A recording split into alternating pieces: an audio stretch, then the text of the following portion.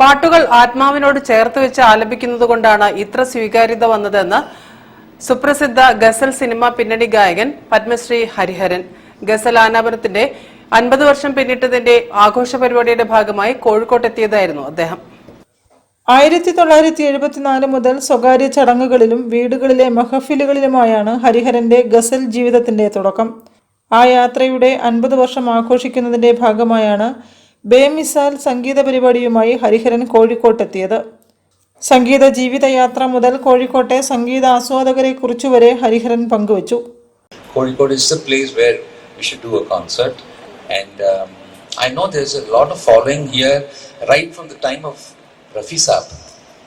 I would say you have a lot of fans of Rafi Saab, and also Ghulam Ali Bhai, Ghulam Ali ji, who have come and performed here, and it's beautiful to be here and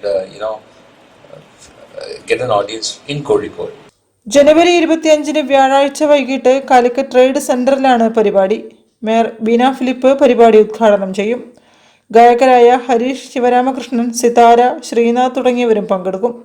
highlight mall പലാക്സി സിനിമാസിന്റെ ഉദ്ഘാടനവും നടക്കും.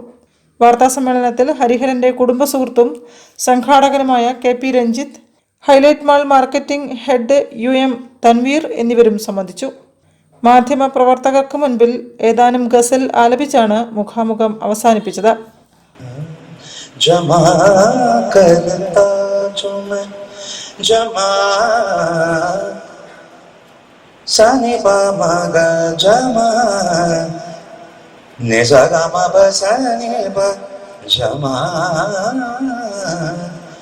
News bureau, Kozhikode.